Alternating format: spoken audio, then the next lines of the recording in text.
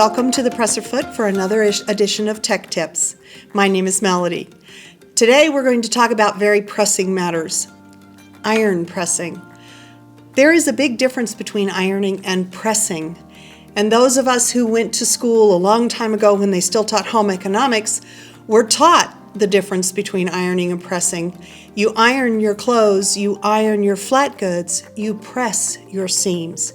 And the big major difference between the two is that ironing, you're moving the iron, and pressing, you're picking the iron up and setting it down. That being said, the iron is the second most important item in your sewing room. Your first item being your sewing machines. When I walk into my sewing room to start a session, the first thing I actually turn on is my iron so that it will start heating while I get my sewing machine started and get ready to start work. I have a lot of different kinds of irons in my sewing room, and I'm going to talk a little bit about what the differences are and why you might want an addition to your ironing collection.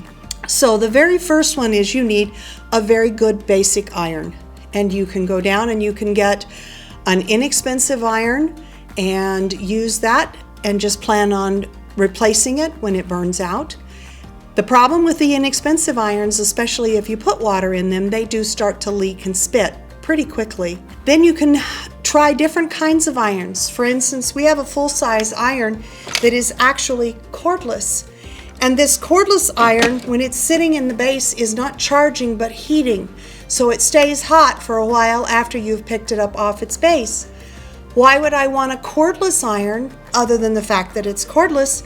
Well, the main reason is because this particular iron just happens to sit inside an embroidery hoop. So if I am trying to do some kind of embroidery where I am fusing my pieces in place before I embroider them down, I can use this iron, have it hot, put it on my inside my hoop without ever having to unhoop my project. Another nice thing about this iron is if you take it somewhere and you need to leave and your iron is still hot, it has a heat-resistant cover that just snaps down, and now you are safe to take your iron wherever you are going. So that is one variety of the iron that doesn't need necessarily a board. The other ones that I have in my stash are a small little Ovo by Reliable or a tiny iron by Clover. Both of these I use with a wool pressing mat beside my sewing machine when I'm doing paper piecing, when I'm doing quilt as you go, and I don't want to get up and move because I'm having to do frequent pressing. I will set up an ironing station on my sewing table so that I have a way to get at that quickly and conveniently and move my project along. I do have a bigger iron that sits on my ironing board at home. Reliable is a great one. These are wonderful in that they have water reservoirs. When you use water with these, you do not see the spitting problems that you see with some other irons. We also have the Laurastar irons, which are a boiler, so it produces an incredible amount of steam. Another thing about the Laurastars is the steam is actually hygienic.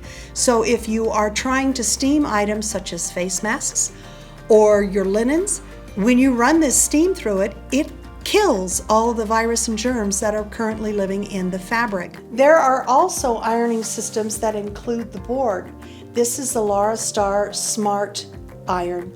This one has the boiler that is built in underneath so that you just have the head up here, but it also has an interactive board that can push air through or suck air down as you move your iron across your fabric, making it easier for you to press or iron garments in particular. In addition to having a great iron setup, there are some wonderful tools that we have that we can use to help make our ironing a little bit easier and a little bit cleaner on our iron itself. You do need to be careful when you do things like press embroidery, because if you put the iron directly on polyester thread, it will kind of melt it if your iron is hot enough. It also flattens it, and you've just spent all this time putting this beautiful thread onto your fabric and the raised surface. You don't want to squash it. So you can use items like a pressing cloth to help protect the thread from the hot iron so it never comes directly in contact. Pressing cloth can be something as simple as just a plain piece of muslin or white fabric. and that does help prevent scorching and things.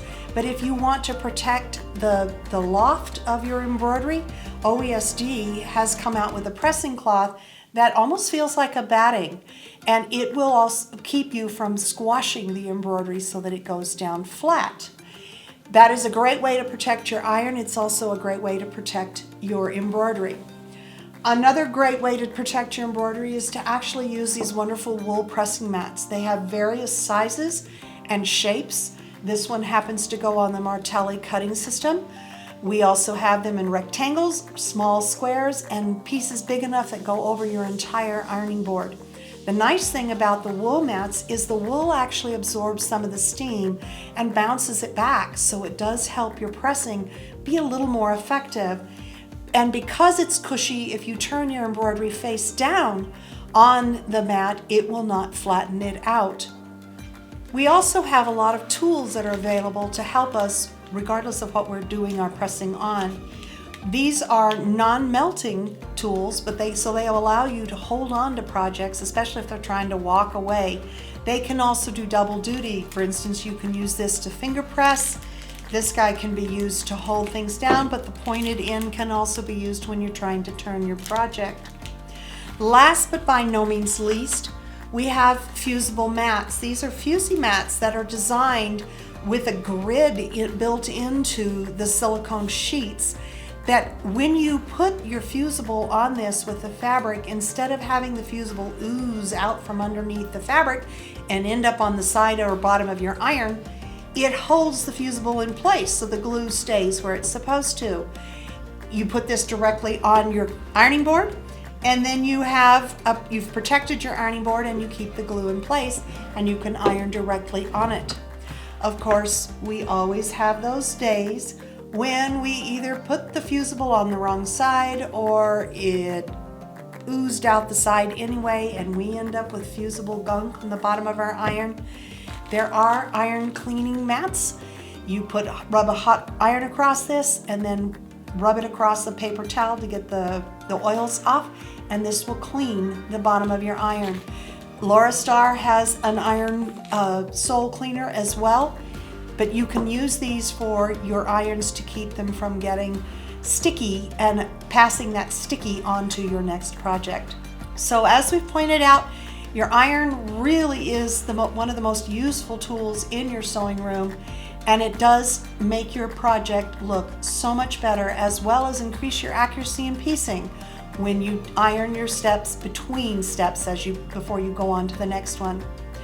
Thanks for stopping by, and we look forward to seeing you again soon for another tech tip from the Press-A-Foot.